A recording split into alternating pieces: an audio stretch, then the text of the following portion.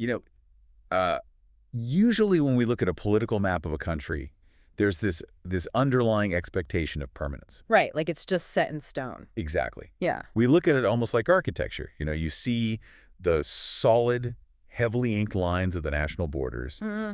You see the capital city sitting there marked with a big, bold star, and you inherently assume that power just naturally and cleanly radiates outward from that center right to the edges. Yeah, it looks like a completely solved equation, doesn't it? I mean, from a distance, a nation-state appears so stable. So hierarchical and rational. Right. It's comforting, honestly. We like to believe that the system is visible, that every citizen is neatly categorized into a constituency. And that the people sitting in those beautiful historic buildings at the center are, thoughtfully pulling all the levers. Yeah, making the whole socioeconomic machine run smoothly. But then you zoom in. Right. You drop down to street level. Exactly. You move past the national map and you look at the local town halls, the municipal borders, the neighborhood councils.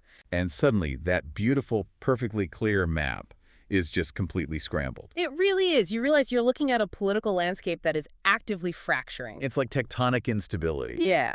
And that is exactly what we're getting into today. So welcome to the Deep Dive. I'm thrilled to be here. We are so happy to have you with us as we unpack a highly granular, ground-level look at a political system that is shifting right under our feet. Shifting really fast, I might add. Oh, absolutely. Yeah.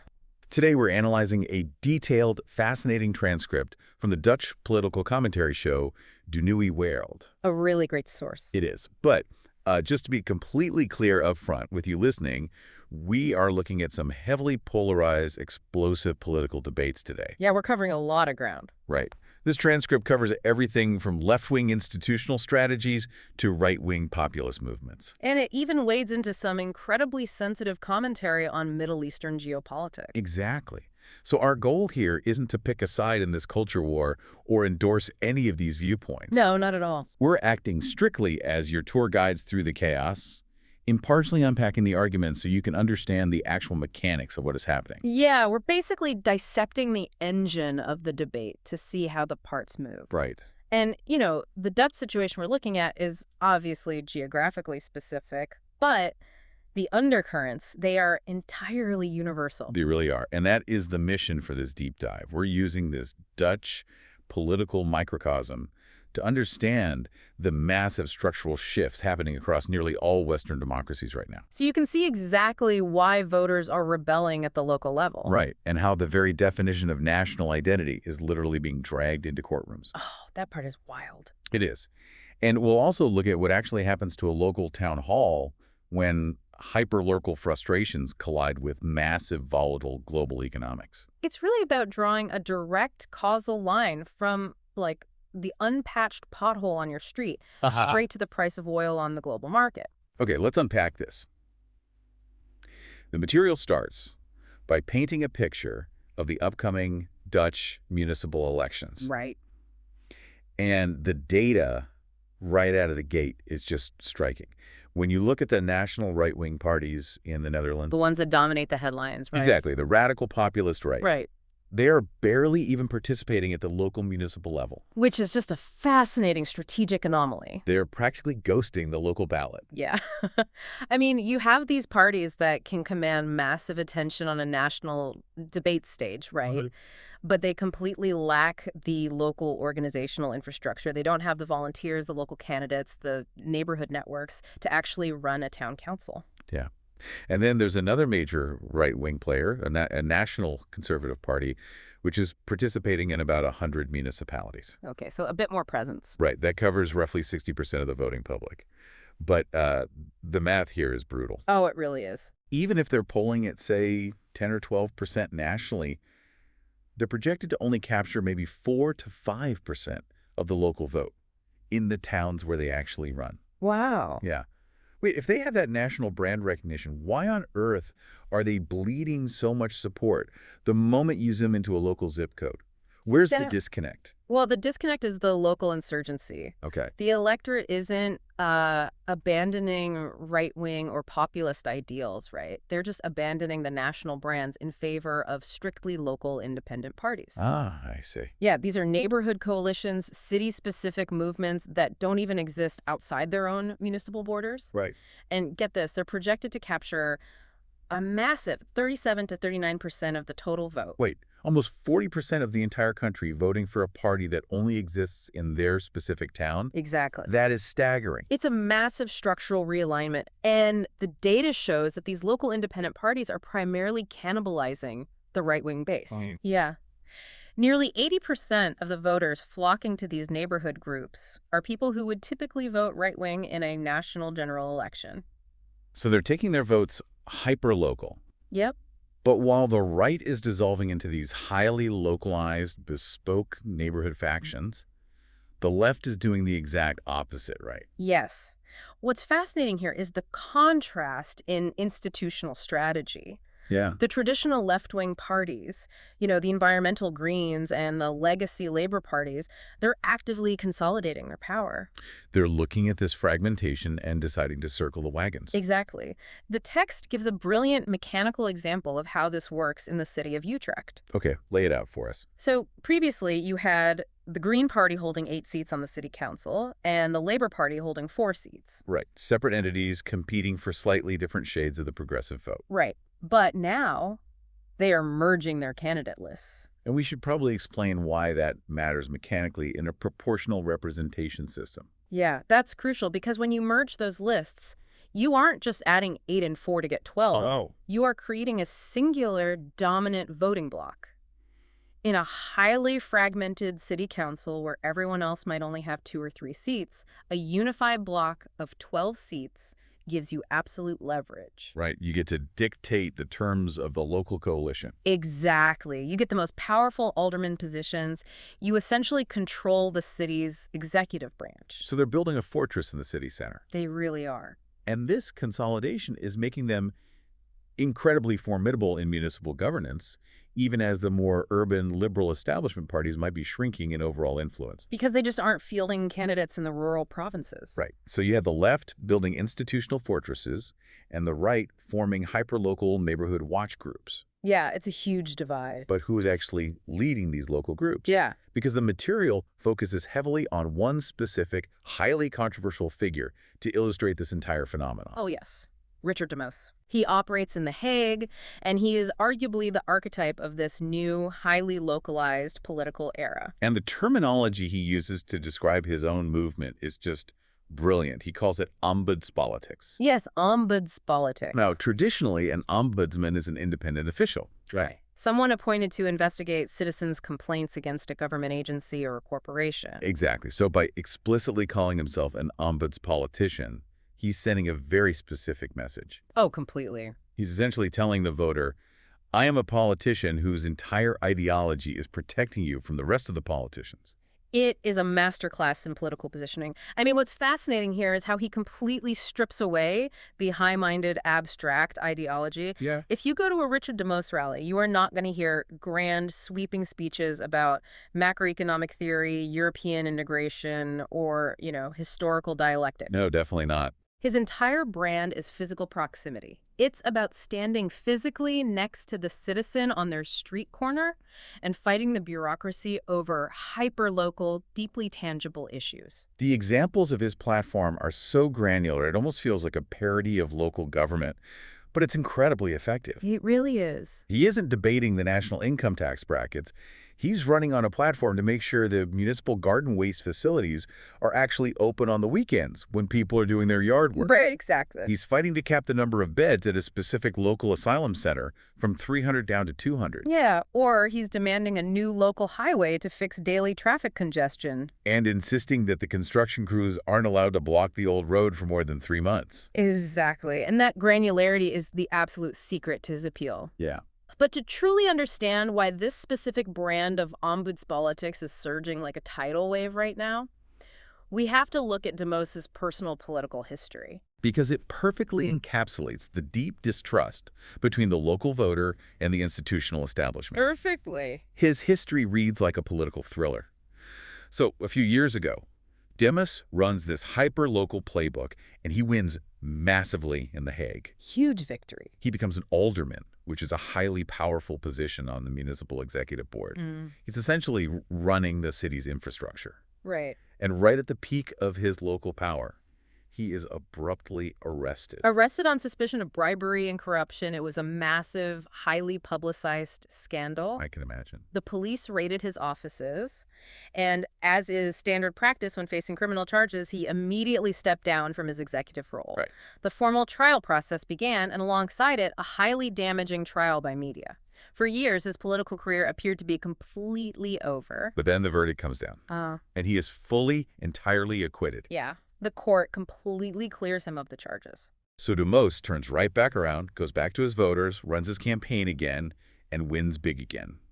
His party becomes the largest faction. He essentially says to the city, the courts cleared me, the voters chose me, I am the biggest party, let me back into the municipal executive board to run the city. And the political establishment's response to that is what triggered this entire current dynamic. Exactly. What did they do? They locked him out. Really? Yeah, the other traditional parties pointed to pre-existing coalition agreements and unwritten rules of institutional decorum, and they essentially built a wall around the executive board. Wow. They said, no, regardless of the acquittal, regardless of your vote count, there is no room for you in the governing coalition. And the analysis in our source material predicts that this exclusion is going to backfire spectacularly. Oh, definitely. They predict he's going to win even bigger in the upcoming elections because of it. Because the voters don't just see a quirky local guy who wants to fix the garden waste facility anymore. No, they view him as a martyr. Exactly. They see a guy who fought for them, who was unjustly targeted by the state, cleared by the law, and then arrogantly excluded by an out-of-touch, elitist political club that simply doesn't like him. Right. And if we connect this to the bigger picture, the establishment's decision to exclude Demos provided the ultimate validation for his entire political philosophy. How so?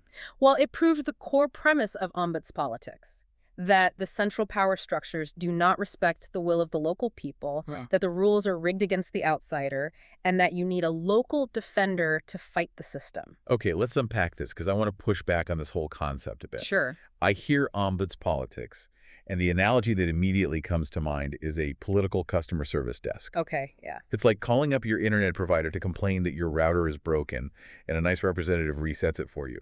It's transactional. Right. But isn't this just painting over structural water damage?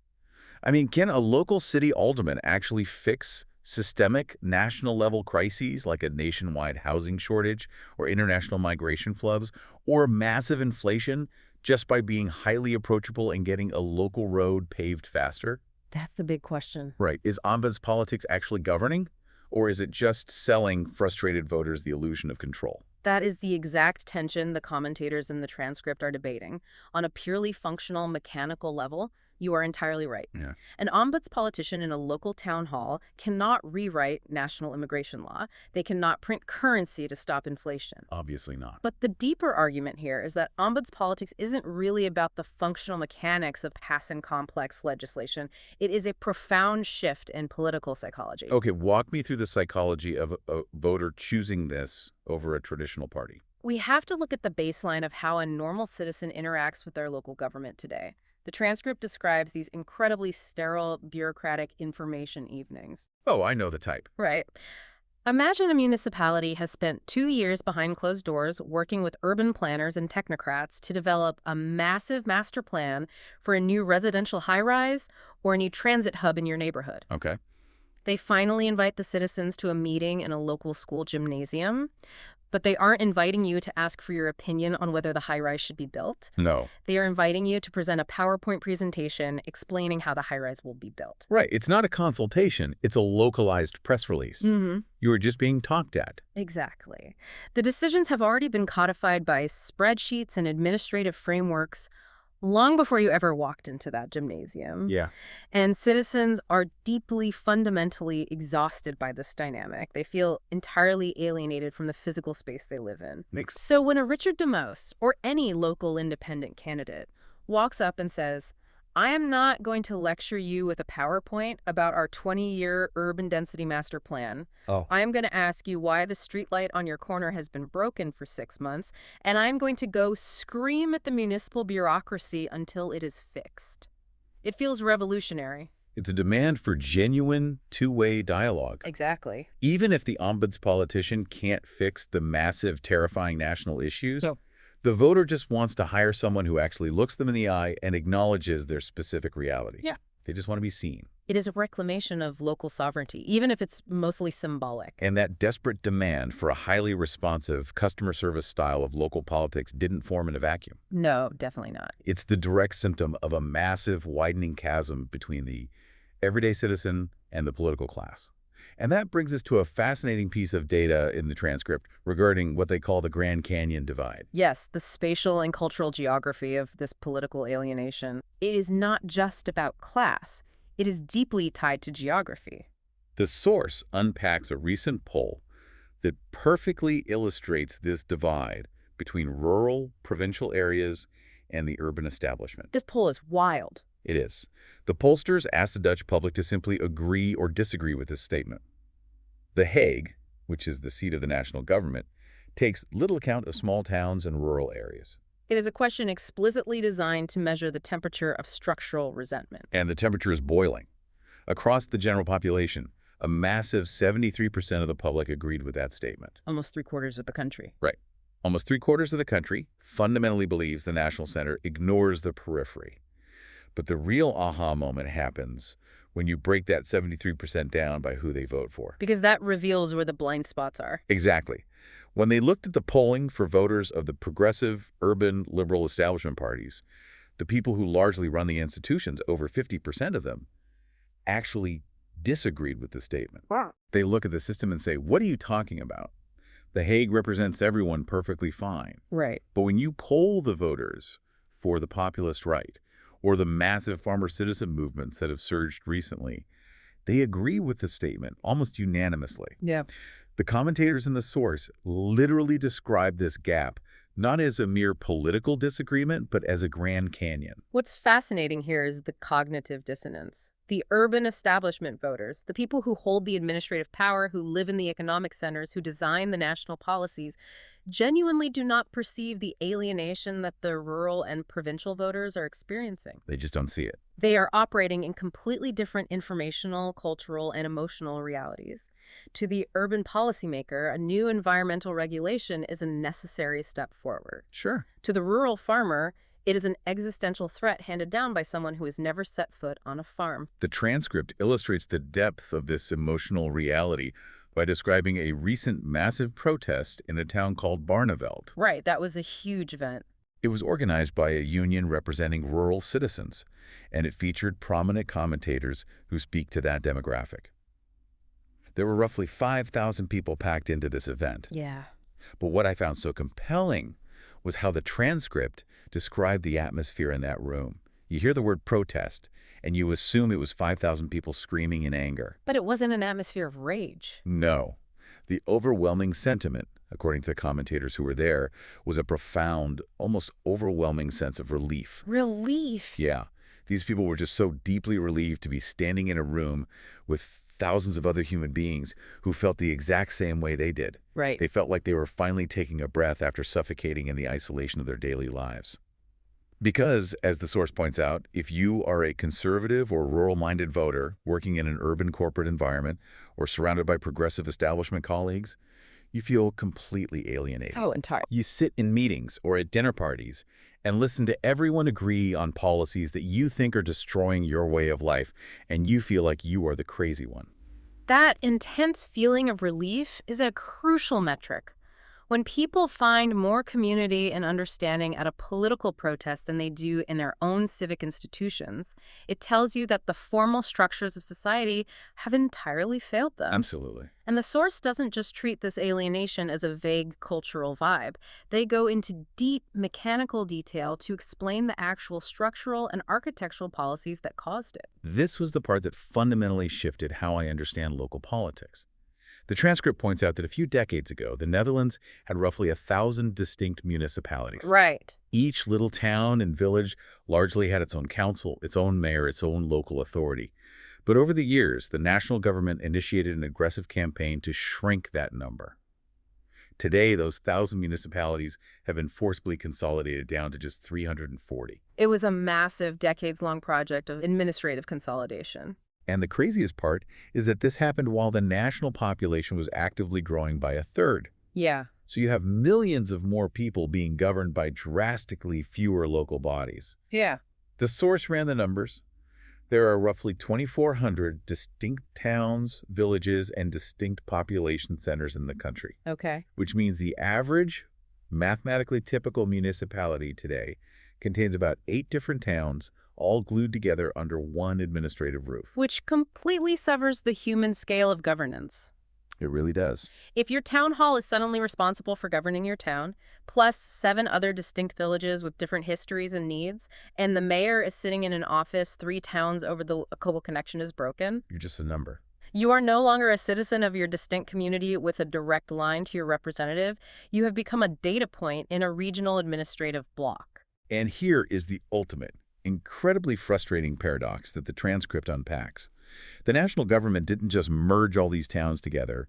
While they were doing this, they also initiated a massive campaign of what they heavily marketed as decentralization. Yes, the shifting of the administrative burden. They took huge, incredibly complex and expensive national responsibilities, specifically things like youth care systems and the Social Support Act, which deals with community welfare, elderly assistance, home modifications, things like that. Right.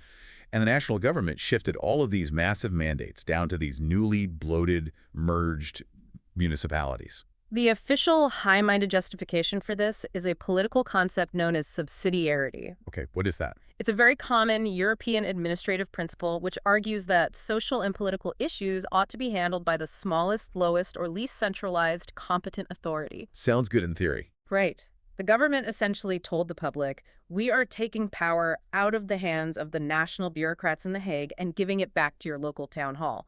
We are bringing power closer to the people. But the critics in our source material completely tear that narrative apart. Oh, completely. They argue that this entire decentralization project is a brilliantly disguised facade. It wasn't about empowering local communities at all. It was a stealthy, massive budget cut. Exactly. The national government offloaded the expensive, difficult programs to the local level, so they didn't have to pay for them or manage them anymore. But, and here's the mechanical kicker, they kept the strict, rigid national frameworks that dictate exactly how these programs must be run. It creates a perfectly engineered trap of fake autonomy. Walk us through that. Let's walk through the mechanics of how this actually affects a local mayor. Imagine you are the mayor of one of these consolidated municipalities. Suddenly, the national government hands you the entire mandate for local youth care. They tell you, you are in charge now. But they don't give you a blank check, and they don't give you a blank slate. They hand you a massive, rigid checklist created by technocrats in the capital. Right. You have to provide X number of specific services using Y specific criteria reported through Z specific administrative software. So you have all the financial liability, all the administrative burden, and absolutely none of the creative freedom to actually design a system that works for your unique community. Exactly. Okay, let me try a new analogy here. This sounds exactly like a corporate franchise model. Oh, I like that. It's like the national government came to these local town councils and said, congratulations, you are now the independent CEO of your very own local fast food franchise. You are your own boss. Right. But then the corporate headquarters back in the capital still dictates the exact menu you have to serve. They dictate the exact polyester uniforms your employees have to wear. They set the price of the burgers, and they force you to buy your ingredients from their specific approved suppliers. And if the franchise loses money, it's your fault. Exactly. That's a remarkably accurate analogy for how Dutch municipal finance operates today. It really is. But let me push back on the premise of voter anger here. Are everyday voters actually marching in the streets because they want deep, complex academic control over the structural parameters of the Social Support Act? Probably not the specifics, no. Or are they just sick of feeling like powerless middle management franchisees constantly dealing with an arrogant national bureaucracy? Do they care about the policy or just the feeling of powerlessness? They care about the friction the powerlessness creates in their daily lives. A voter doesn't need to understand the underlying funding mechanics of the Youth Care Act to know that when their child needs help, they are trapped in a 6-month bureaucratic nightmare filled with forms generated by a distant capital. Right, they just feel the pain of the system. And the transcript brings up a really compelling comparison to explain this tension between administrative efficiency and actual ground-level effectiveness. Let's hear it. The expert in the source compares this massive municipal consolidation to what has happened in the higher education sector over the last 40 years. Right. They point to massive modern educational institutions like the Free University or the University of Amsterdam. These used to be smaller, more distinct academic communities, Yeah.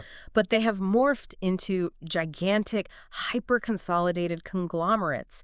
You now have single academic programs like psychology that have thousands and thousands of students enrolled simultaneously. What? It's an academic factory. Exactly. And on a spreadsheet, in a purely administrative financial sense, having one massive psychology faculty teaching 5,000 students is highly cost efficient. You have economies of scale. You consolidate the HR department. You consolidate the campus real estate. But what is the cost of that efficiency? The cost is effectiveness. The source argues that at a certain tipping point of scale, an institution becomes so massive that it loses touch entirely with its actual environment. A psychology factory producing thousands of graduates a year becomes completely disconnected from the actual needs of the local labor market or the specific societal needs of the community. It becomes an isolated silo. Yeah, that makes sense. Conversely, if you have smaller, more localized, distinct educational institutions, they might cost a little more to run per student on a spreadsheet, but their interface with the local labor market, their ability to pivot, and their deep connection to the community is infinitely stronger. They actually build societal trust rather than just processing data. Precisely. And the fundamental argument is that local governance operates on the exact same principle. Right. Shrinking from 1,000 distinct towns down to 340 bloated administrative blocks might have looked incredibly smart and efficient on a financial spreadsheet in a ministry office in The Hague. Oh, I'm sure it did. It probably saved millions in administrative overhead. But it actively bankrupted the societal trust of the nation. When people feel like powerless franchisees in their own communities, when they feel entirely unrepresented by the spreadsheets governing their lives, that frustration doesn't just evaporate. No, it mutates. Exactly. When you feel entirely disconnected from the physical administrative space you live in, it inevitably evolves into a broader, much more volatile anxiety about your national identity and culture. Oh, absolutely. If I don't control my town hall, do I even control what it means to be a citizen of this country? And that transition from physical alienation to cultural anxiety brings us to the most explosive, highly debated section of the source material. The culture war. And specifically how the culture war is no longer just being fought on social media or in parliamentary debates, but is actively, aggressively entering the courtroom. This part is absolutely fascinating. The conversation in the transcript shifts to focus on a highly controversial new cultural initiative. Yep. It is being spearheaded by a man named Gok Mos. He's a former Minister of Education for the BBB, which is that massive farmer citizen party we mentioned earlier that absorbed a lot of the rural frustration. Yes. He, along with several other figures, has launched a new foundation with a very specific, incredibly aggressive legal goal. They are aiming to sue the Dutch state. A direct foundational legal confrontation regarding the soul of the country. And their stated goal is to legally force the national government to actively protect what they term inheems, or indigenous Dutch culture and heritage. Right.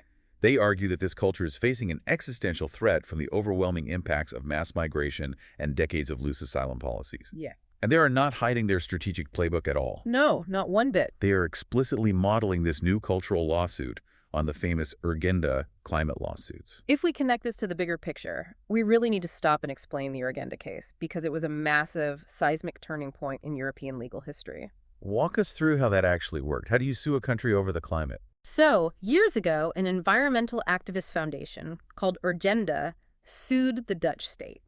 They didn't just argue that climate change was bad. They utilized a brilliant legal maneuver. Okay. They argued that the government's failure to reduce greenhouse gas emissions quickly enough constituted a direct violation of the fundamental human rights of Dutch citizens, specifically the right to life and the right to private and family life as outlined in the European Convention on Human Rights. Wow. And the shockwave was that the highest court in the Netherlands actually agreed with them. The judges legally mandated the government to change its sovereign climate policies and meet specific emission reduction targets. It fundamentally bypassed the entire democratic process of parliament. Exactly. It proved that a dedicated activist group could skip the messy, slow grind of convincing voters, winning elections, and passing legislation, and instead force radical, sweeping national policy changes directly through the gavel of a single judge. It severely blurred the separation of powers. So Gokmos and his foundation are looking at that exact precedent and saying, if progressive activists can successfully sue the state to protect the physical environment from carbon emissions, why can't conservative activists sue the state to protect the cultural environment from mass migration? It is a rhetorically brilliant, if legally highly questionable, pivot. But as the commentators in the transcript detail, having a clever, provocative concept on paper is very different from successfully executing it in the public arena. Which leads to what the source describes as an absolute, unmitigated media disaster. Yeah. The deep dive breaks down a specific media appearance. Gokmos went on a very prominent, highly viewed Dutch late-night talk show called Paul and de Wit to launch this foundation. Right. And the political commentators reviewing this in our source material were practically cringing watching it unfold. It serves as a textbook example of how not to launch a controversial, high-stakes political campaign. The transcript notes that Mose walked onto this high-stakes, nationally televised debate stage looking shockingly, casually unprepared. Yeah, the optics were terrible. They specifically highlight a visual detail. He was wearing a short-sleeved t-shirt. Now, that might sound incredibly trivial, but in a televised debate about the gravitas of national heritage, constitutional law, and the existential survival of a culture, presentation is persuasion. Oh, 100%. Showing up dressed for a weekend barbecue instantly strips away your intellectual authority before you even open your mouth. He was walking into a highly sophisticated ambush, and he didn't even bring his armor. Exactly. It was a grueling 4-on-1 setup. He was sitting alone at the table, facing off against a very hostile host and prominent, highly trained politicians like Mayor Carola Schouten and Henri Bontebal. Yeah. And they dismantled his premise from two completely different, highly effective angles. Let's look at those two angles closely, because they perfectly represent the core establishment counter-arguments in the modern culture war. Right. First, you have Mayor Carola Schouten. She utilized a deeply emotional, highly effective moral appeal. She pushed back hard on his use of the specific word inheems, or indigenous. Yeah, that's a loaded term. She looked across the table and asked him directly, does this mean there is a group of people that fundamentally belongs here and a group that doesn't? Right. She brought up the diverse workers in her local hospitals, the nurses, the doctors from different backgrounds keeping the health system running. She asked if those essential citizens no longer belonged to the Dutch culture he was trying to legally protect. It's a tough question to answer. She brilliantly framed his legal effort not as something that protects society, but as a dangerous tool that actively drives society apart, categorizing citizens into first- and second-class groups based on heritage. It is the classic emotionally resonant and very powerful defense of modern multiculturalism. It forces the opponent to explicitly draw a line of exclusion, which is always politically toxic. Right. And then you have Henri Bontebal, who attacked from a completely different flank. He attacked the mechanical democratic premise of the lawsuit itself. Right. Bontebal didn't just argue about the definition of culture. He argued about the proper venue for the debate. Exactly. He essentially said to Mose, if you want to debate the definition of Dutch culture and you want to change migration policy, you form a political party, you run for office, you win a mandate from the voters, and you debate it on the floor of Parliament. Yep. You do not try to bypass democracy and force an unelected judge to define national identity in a courtroom. Which is the ultimate delicious irony here. Because that is the exact word-for-word criticism that conservatives leveled against the Urgenda climate activists years ago. It's incredible. The right is adopting the exact judicial activist tactics of the left, and the establishment is using the exact same democratic defense arguments to try and stop them. It's a total role reversal. But let's look past the hypocrisy on both sides and look at the actual substance of what Mose is awkwardly trying to argue. Because the expert in our source material unpacks the two clashing cultural paradigms that are truly at the heart of this lawsuit. Yes. What's fascinating here is how the source clearly delineates these two eras of cultural thought that are currently at war in Western Europe. Okay, what are they? On one side, you have the paradigm that has completely dominated the political establishment for the last few decades, which the transcript explicitly calls the era of superdiversity. Superdiversity. What does that actually look like in practice Yeah. on the streets of a European city? In practice, as the critical commentators in the source describe it, it often results in parallel societies. Right. You have massive influxes of both low-income migrants and highly paid corporate expats living in isolated, self-sustaining demographic bubbles within major cities like Amsterdam or Rotterdam. Yeah, seen that. They might have lived in the country for 10 years, but they still don't speak a word of Dutch. They rely entirely on what the source critically calls Globish, a sort of watered-down, internationalized version of English used purely for commerce. Interesting term. They are entirely disconnected from the historical, cultural, and social fabric of the local community. The superdiversity model essentially says, as long as you participate in the economy and you don't bother anyone, that is enough. The state does not require you to integrate culturally. But the other side of this debate is looking at those parallel societies and saying, no, that is absolutely not enough. A nation cannot survive as an economic hotel. Precisely. The other paradigm, which Mose is trying to champion, is a renewed, forceful demand for a leading culture, or a light culture. Right. This perspective argues that a cohesive society cannot survive as a collection of isolated, Globish-speaking silos. It requires a shared baseline of assimilation. It requires speaking the local language, engaging with the local history, and participating in the shared civic community to prevent severe, long-term societal segregation. And the source points out that this isn't just a theoretical academic concern about social cohesion. They reference the recent, very real, very violent societal riots in the UK. Right, those were intense. They bring up warnings from figures like Rupert Lowe, arguing that when communities become completely segregated, when large groups of people are alienated from a shared national narrative, the end result isn't just awkwardness at the supermarket. The end result is literal violence on the streets. The stakes are incredibly high. And the source notes that Mose actually had a potentially very potent, resonant argument that taps into a deep, visceral anxiety many voters feel about the loss of their shared identity and the fragmentation of their neighborhoods. But he completely failed rhetorically. The commentators contrast his bumbling, unprepared performance on the talk show with how a highly charismatic, historically significant populist figure like the late Pim Fortuyn might have handled that exact same hostile panel. Oh, night and day. Fortuyn would have dominated the framing. He would have turned the questions around on the host. Whereas Mose let the panel frame him entirely as exclusionary, legally naive, and backwards. Exactly. So what does this all mean? Let's take a step back from the talk show drama. I have to push back on the very concept of this lawsuit because it feels absurd. Go for it. Trying to legally mandate a national culture feels like trying to copyright a massive, chaotic family recipe that every single person in the country cooks slightly differently. That's a great way to put it. Right. How can a judge possibly define Dutch culture in a legally binding, enforceable way? Is it eating certain foods? Is it celebrating specific holidays? Is it a certain sense of humor? It's impossible to pin down. If a judge actually rules in favor of this foundation, what is the actual outcome? The police start handing out tickets for not being Dutch enough.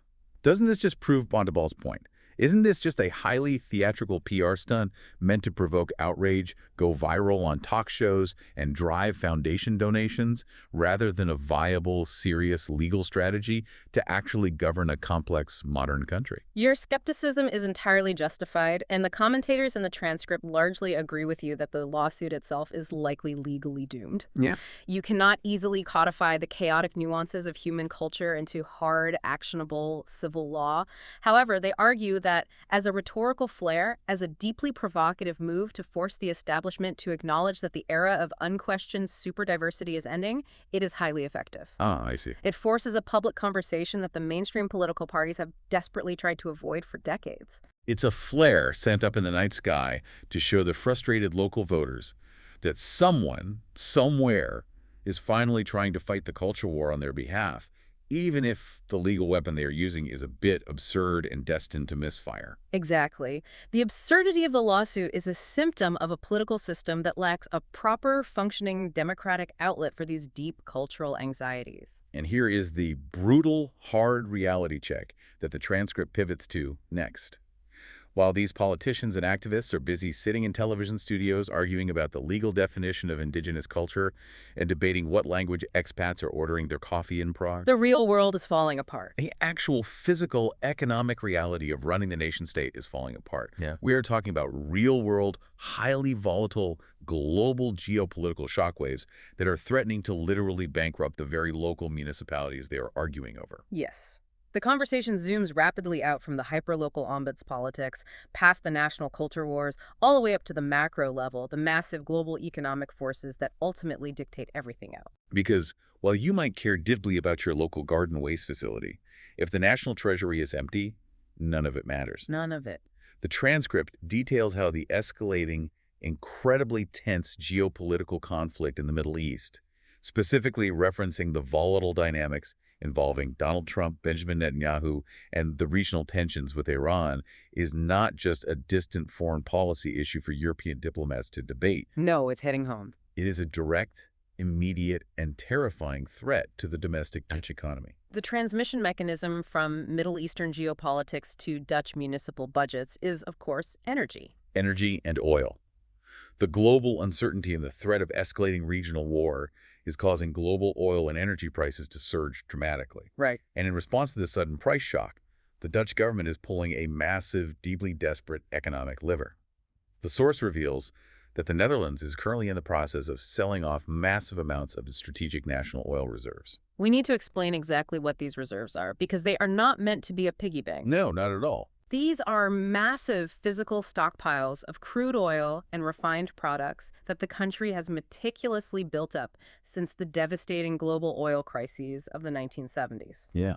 They were designed specifically to protect the physical security of the nation in times of absolute existential emergency, like a total blockade or a major war. And the economics of this current sell-off, as detailed in the source, are staggering. Oh, the numbers are crazy. The transcript notes that these specific barrels of oil in the reserve were originally purchased and stored years ago at a cost of roughly $67 to $68 a barrel. Now, because of the global geopolitical squeeze, the government is dumping them onto the open market and selling them for $100 or more per barrel. Now, at first glance, selling something you bought for 60 at 100 sounds like a great trade. Yeah, buy low, sell high. But the intention here, which the source notes is part of a broader internationally coordinated effort by Western nations, is not to make a profit. Right. The intention is to artificially flood the global market with sudden supply to force the consumer price of energy back down before it triggers a massive domestic recession. But the expert in the transcript points out the massive, potentially catastrophic strategic risk of pulling this lever right now. It's a huge gamble. If this geopolitical conflict in the Middle East does not resolve quickly specifically, if the Strait of Hormuz, which is the massive, incredibly narrow global choke point for a huge percentage of the world's oil shipments, remains closed, or if the regional war significantly escalates, selling off your strategic reserves now is a fatal, historic error. Yep.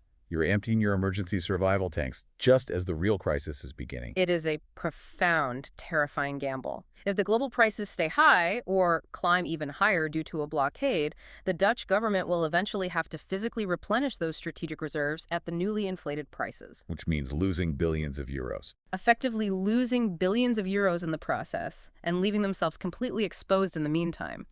But they are trapped. The domestic political pressure to lower energy prices at the pump and lower the heating bills for citizens is so incredibly intense that the cabinet feels they have absolutely no choice but to raid the emergency funds. And why is that domestic pressure so intense? Why can't the government just ask the citizens to endure higher prices for the sake of national security? Because they have no credibility left. Because, as the source explains, the current domestic cabinet, led by figures like Rob Jetton, is completely, fundamentally crumbling under the weight of cascading economic pressures. They have completely exhausted their political capital. The entire political machinery of the center has stalled out. Yeah. The transcript details how major, highly necessary structural reforms are failing spectacularly on the floor of Parliament. Long-standing plans to raise the AOW, which is the national pension age, to deal with changing demographics, are dead in the water. Crucial attempts to cut or reform ballooning budgets for disability care and Social Security are being blocked by agonizing, paralyzing single-vote majorities in the parliament. They are entirely paralyzed. They cannot pass a single structural budget cut to save money. At the same time, they are being forced to pay for massive new defense spending because of the geopolitical instability in Eastern Europe and the Middle East. Yeah, expenses are through the roof. Plus, they have to pay out billions in energy compensations just to keep the citizens from literally freezing in the winter or revolting in the streets, which puts the National Finance Minister, Ilkka Heinonen from the VVD party, in an absolutely impossible position. Heinonen is described in the source as a deeply traditional fiscal conservative. Okay. He is someone who built his political identity on rigorously protecting the national treasury, balancing the books, and managing the state strictly by his rational mathematical financial spreadsheets. But the spreadsheets are broken. They really are. The math fundamentally does not work anymore. The source suggests that under this immense, crushing pressure, he may be forced to completely abandon his lifelong, strict fiscal conservatism and massively increase the national debt just to keep the lights on and keep the governing cabinet from collapsing entirely. Yeah, they are going to attempt to borrow their way out of a geopolitical crisis. Which is exactly the dynamic that infuriates the local voters we talked about at the very beginning of this deep talk. Oh, it brings it all together. They look at the national capital and they see a government that cannot manage its own budget, cannot control its own strategic resources, and is completely paralyzed by international events. Yet that same government still insists on micromanaging the local youth care checklists for a town of 10,000 people. It is a perfect, devastating storm of high-level incompetence and low-level bureaucratic overreach. It really is. But the transcript takes this analysis one crucial step further. They look at how this intense economic and geopolitical pressure isn't just paralyzing the Dutch cabinet, it is actively redrawing the fundamental political map of Europe itself. Okay, this is big. They highlight a fascinating, almost bizarre structural shift happening right now in the voting blocks of the European Parliament. Yes, the fundamental realignment of the major power blocks. Yes. This is where the structural tectonic plates are truly shifting. To understand how crazy this is, we need to establish the baseline rules of how European politics usually works. Right. Traditionally, the European Parliament is governed by a broad, fairly stable centrist coalition of Christian conservatives, mainstream liberals, and social democrats. Yeah, the usual suspects. When they disagree, they usually vote along a standard, predictable, left versus right economic spectrum, arguing over labor rights, tax rates, and environmental regulations. Right. But the source breaks down a recent, highly significant vote regarding the processing of asylum seekers outside the physical borders of Europe. And on this specific, highly charged vote, a completely new, historically unprecedented power block emerged. It was wild. You had the traditional mainstream Christian conservative right teaming up and voting in lockstep with the radical populist far right. The center-right and the populist right aligning to form a massive unified voting bloc on a major structural border policy.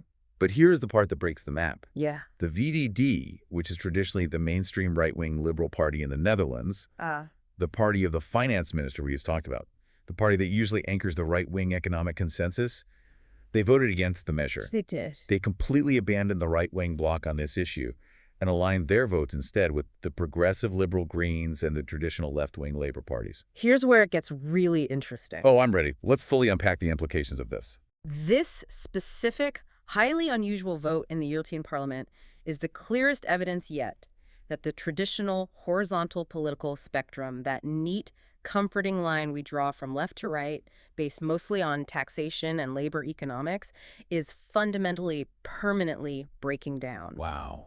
It can no longer explain the political behavior we are seeing. Okay, here's my analogy for this. Because watching the VVD, a nominally right-wing party, vote with the left against the rest of the right, it's like watching a star player on a professional sports team suddenly, in the middle of a championship game, turn around, sprint down the field, and start aggressively scoring goals on their own net. That's exactly what it looks like. It completely breaks the fundamental rules of the game we thought we were watching. So let me push back on the whole framework of how we analyze politics.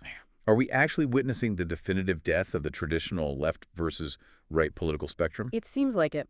Has that entire map become completely useless for understanding modern democracy. Is the new, true dividing line in Western politics actually globalist institutional on one side versus nationalist localist on the other? You have hit the nail absolutely on the head. That is exactly the profound conclusion the source material drives toward. Yeah. The VVD and the progressive left, despite their deep historical differences on corporate taxation and labor unions, are both fundamentally parties of the globalist institutional order. Right. They believe deeply in the European Union, they believe in international legal frameworks, they believe in global supply chains, and they believe in centralized technocratic management of society. While the other side doesn't. Exactly. The Christian conservatives and the populist right, in this specific instance, are aligning on a nationalist-localist axis. They are demanding harder physical borders, more sovereign national control over culture, and a rejection of international mandates. It redefines the entire political universe. It does. And if we connect this massive European realignment to the bigger picture of everything we've discussed today, it perfectly explains the deep, agonizing frustration driving the local political landscape. Right. The expert in the source explains that for the last 30 years, we have been living in the era of Tina politics. Tina, there is no alternative. Exactly. There is no alternative. For decades, centrist national governments, whether they lean slightly left or slightly right on the margins, have governed by constantly telling their citizens, we hear your complaints, but our hands are tied. There is no alternative. Yeah. They claim they can't lower immigration numbers because they are bound by EU treaties and international human rights courts. Right. They claim they can't protect a dying local industry because it violates global free market rules and WTO agreements. Right. They can't control the price of gas to heat your home because of global supply chains and Middle Eastern wars. They can't deviate from the economic plan because the bond markets will punish them. The ultimate political excuse. We are just the middle managers of a massive global system we do not actually control. Yes.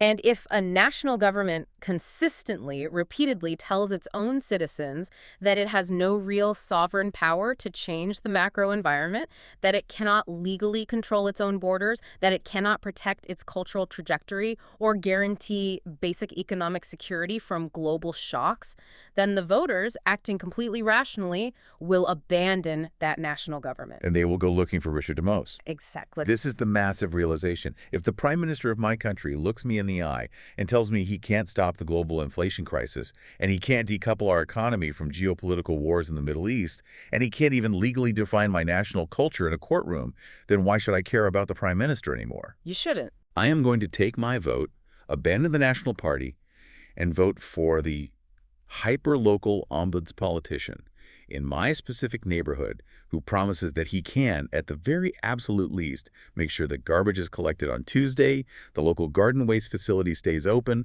and the pothole on my street is finally filled. You seek power and control where it can actually be exercised. Yeah. When the macro level becomes a paralyzed, uncontrollable storm of global forces, the micro level, the street corner, the town hall, the local neighborhood becomes the only meaningful arena of democratic action left. Wow. That brings every single thread of this transcript full circle in such a powerful, undeniable way. It really does. Let's summarize the incredible sweeping journey we just took through these sources.